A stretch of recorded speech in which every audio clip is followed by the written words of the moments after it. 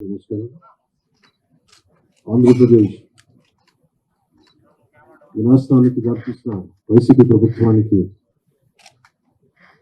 వ్యతిరేకంగా తిరిగి ఆంధ్రప్రదేశ్ని సరైన మార్గంలో పెట్టడానికి జనసేన, తెలుగుదేశం నిర్ణయించి దాంట్లో భాగంగానే ఈ రోజున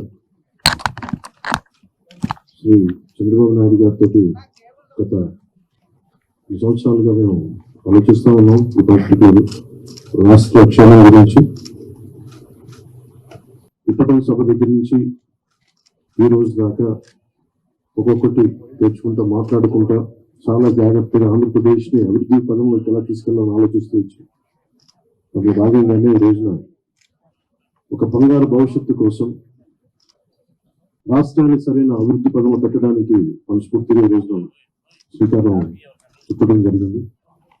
అందులో భాగంగానే ఈ రోజున జనసేన, తెలుగుదేశం కలిసి ప్రారంభించిన దీనికి మరింత బలోపేతం చేయడానికి భారతీయ జనతా పార్టీ కూడా శుభాశిస్సులు ఉన్నాయి కనుక మీ అందరికీ తెలిసిందే.